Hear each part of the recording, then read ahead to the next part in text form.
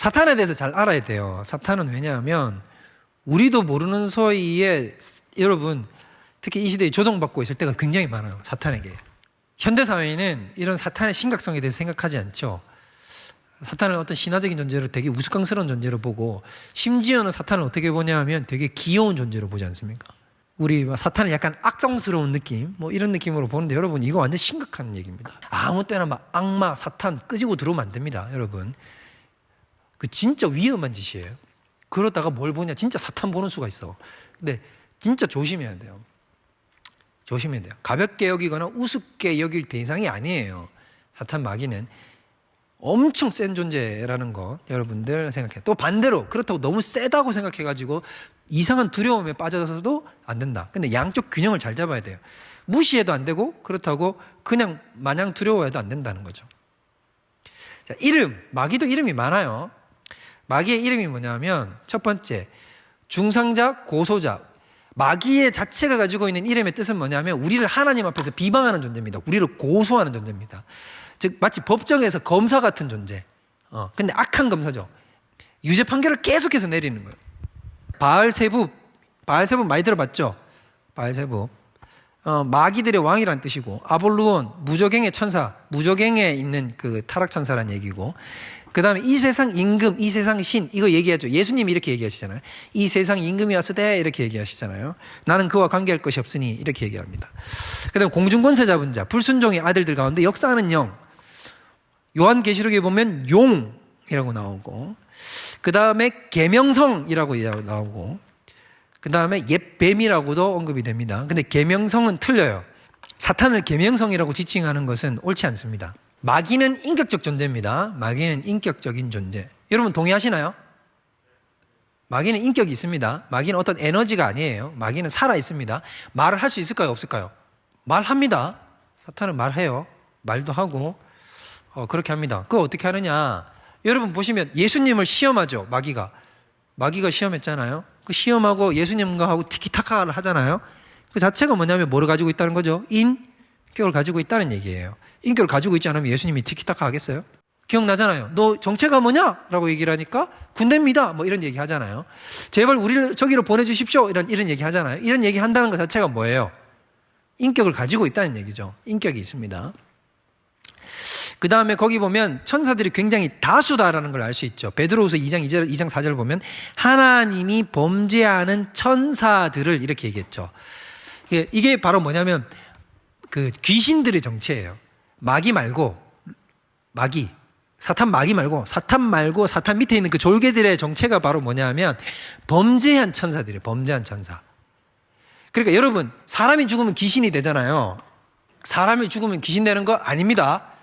사람이 죽어서 귀신 된다면 이단입니다, 여러분. 사람이 죽으면 귀신 되는 거 아니에요. 아시겠죠? 사람이 죽으면 그럼 뭐가 됩니까? 귀신이 안 되면 뭐가 되겠지? 뭐가 될까요? 이제 갖가지 대답이 막 나오기 시작해요. 자, 그럼 사람이 죽으면 아무것도 없이 넋이라도 있고 없고 다 사라지죠? 사람이 죽으면 뭐가 딱 남는 거예요? 영이 남죠. 영혼이 남죠. 그 영혼이 죽는 즉시로 어디로 갑니까? 천국 아니면 지옥이에요. 막 49일 동안 여기 이 구천을 헤매는 게 아니에요. 그래서 막 49제 올려야 되고 이런 거 아니에요, 여러분. 그래서 여러분 만약에 여러분의 할머니, 할아버지 혹은 아버지, 어머니가 돌아가시면 여러분 곁에 와요, 안 와요? 또 이거는 왜 확신이 없어요? 와요, 안 와요? 안 오십니다. 또 막 여러분의 어머니가 또 믿으실 분 권사님이라고 엄마 지금 보고 있지? 막 이러면서 막 이렇게 기도하면 돼요, 안 돼? 대화하면. 몰라, 여러분 일방적인 대화는 막 너무 그리우면 할 수 있는데 그런 거 안 통한다. 여러분이 기도한다고 그 엄마 아빠가 들을 수 있는 것도 아닙니다. 그런 거는 다 누구만 듣는다고. 사람의 마음은 누구만 듣는다고. 하나님만이 아신다고. 그건 천사도 모른다고. 그건 하나님만이 아시는 겁니다. 아시겠죠? 자, 에스겔서 찾아보실까요? 에스겔 다 찾으세요.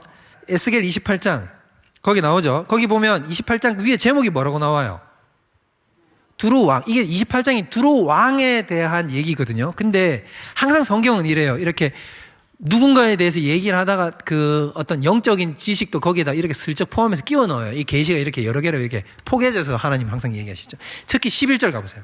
자, 여호와의 말씀이 또 내게 이르시되 인자야 두로 왕을 위하여 슬픈 노래를 지어요 그에게 이르기를 주의 말씀이 너는 완전한 도장이었고 지혜가 충족하며 온전히 아름다웠도다. 이거는 인간에게 하는 말이 아니죠. 인간에게 완전이라는 말을 안 쓰잖아요.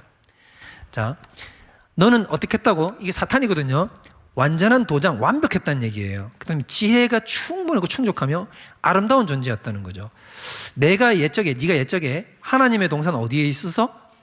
에덴에 있었죠. 이게 인간을 얘기하는 게 아니라는 게 벌써 드러나죠. 에덴에 있었다. 근데 이 에덴은 태초에 그 에덴이 아니에요. 여기서 말한 이 에덴은 영계를 얘기하는 거예요. 영계. 실제로 아담과 하와가 있었던 그 에덴을 얘기하는 게 기다 아니다? 아닙니다. 각종 보석, 홍보석, 황보석, 금강석, 황옥 이런 보석으로 네가 단장했다. 굉장히 화려한 존재죠. 사탄은. 네가 지음을 받던 날에 너를 위하여 뭐가 준비되었다? 소고와 비바, 악기가 준비됐죠. 이 얘기인 즉슨 이 사탄의 정체는 뭐냐면 찬양하는 천사를 얘기하는 거고, 어떤 걸 찬양하는 거냐면 온 우주를 대표해서 하나님께 영광을 올려드리는 일을 담당했던 거예요. 엄청난 거죠. 온 우주를 대표해서 하나님께 찬양하는 일을 했던 존재가 바로 사탄인 것입니다. 이 놀라운 일을 행했던 거죠. 그 다음에 어떻게 했느냐? 너는 기름을 부음을 받고 지키는 그룹이다. 그래서 네가 하나님의 성산에 있었다. 그러더니 15절 어떻게 했다? 네가 지음을 받던 날부터 네 모든 길이 완전하였는데 마침내 너에게서 뭐가 드러났다? 불의가 드러나게 되었고 악한 의도가 드러났고, 그 다음에 이제 뒤에 쭉 나오고 17절 보면 네가 아름다움으로 마음이 교만했다 라고 이런 얘기들이 나오죠. 이런 얘기가 이제 19절까지 등장을 하게 되는 겁니다. 이렇게 사탄은 원래 하나님의 천사로 지음을 받았으나 타락하게 됐다는 것을 알 수가 있죠. 기원에 대해서 알 수 있습니다. 그래서 이 사탄도 영원한 존재가 아니에요. 지음을 받았다는 거고. 이사야 14장 가보세요. 여기에는 사탄이 가졌던 마음에 대해서 나올 수 있어요. 자, 이사야 14장 12절. 너 아침의 아들 뭐요? 계명성이요 라고 나오죠. 어찌 그리 하늘에서 떨어졌으며, 앞에 나옵니다. 너 열국을 엎은 자여 어찌 그리 땅에 지켰는고, 네가 네 마음에 이르기를 내가 하늘에 올라 하나님의 뭇별이 위에 내 자리를 높이겠다고 생각을 했다는 거지. 사탄이 내가 어떻게 하겠다고?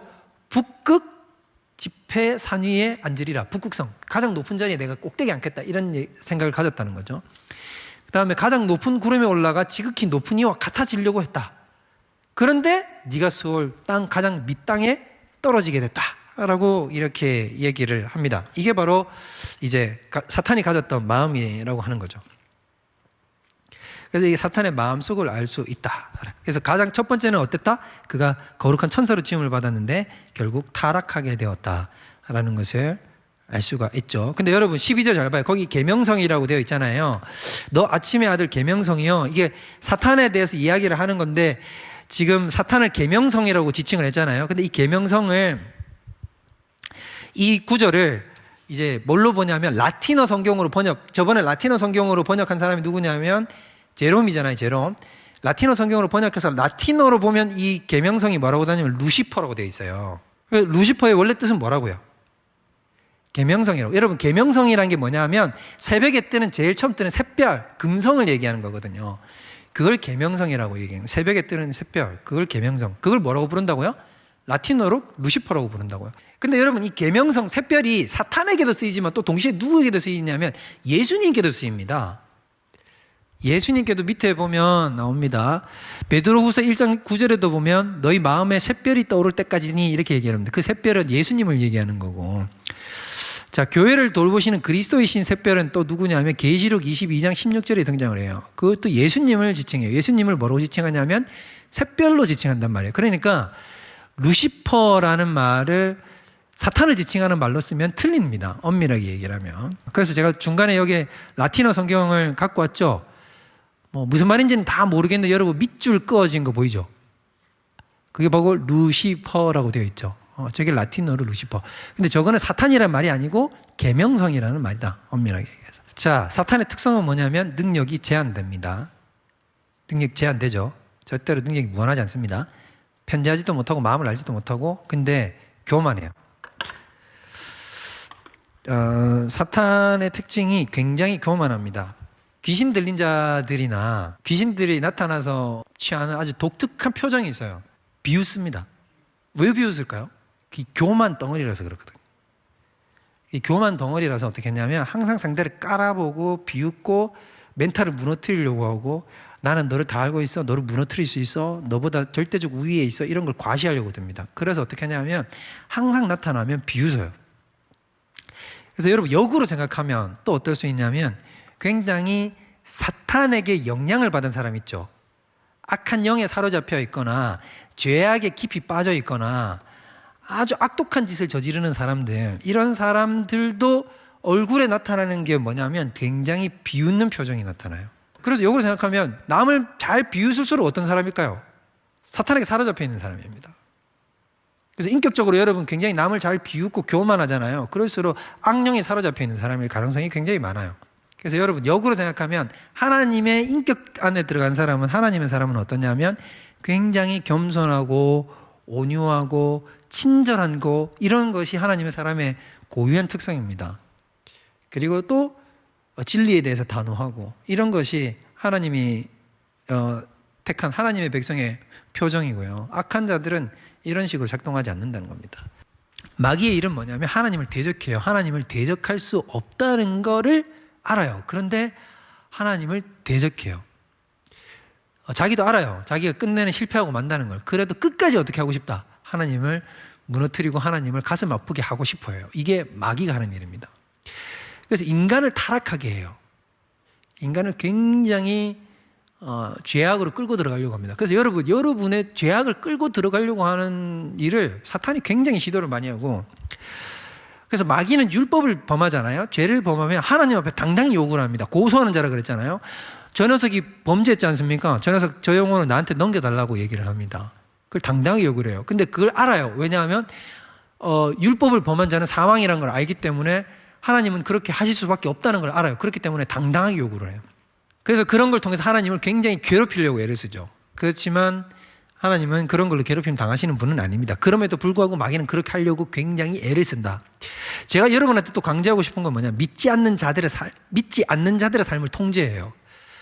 그래서 에베소서 2장 2절에 보면 우리가 안 믿었을 때 어떠하냐면 그 가운데서 행했단 말이에요. 그 공중권세 잡은 자에게 사로잡혀서 행했다라는 거죠. 이게 믿지 않는 자들이 의식을 하든 의식을 하지 않든 다 거기에 사로잡혀 있습니다. 지극히 이성적인 사람이라 할지라도.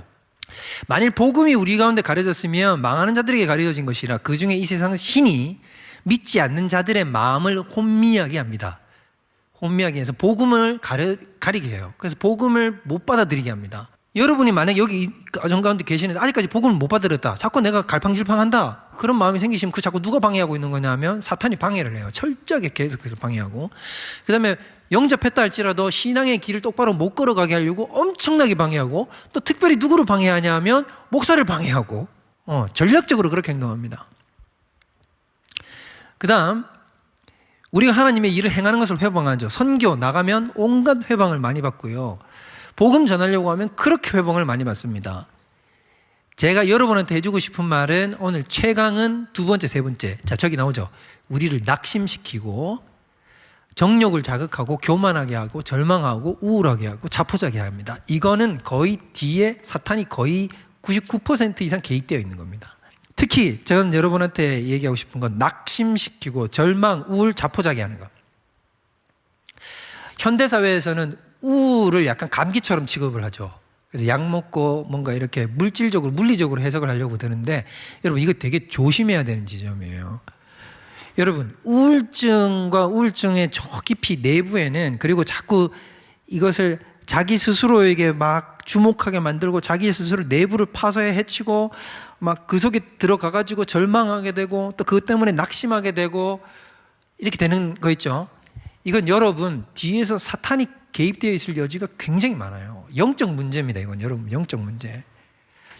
여러분 우리나라 특히 사람들 가운데 우울증 때문에 괴로워하는 사람들이 너무 많죠.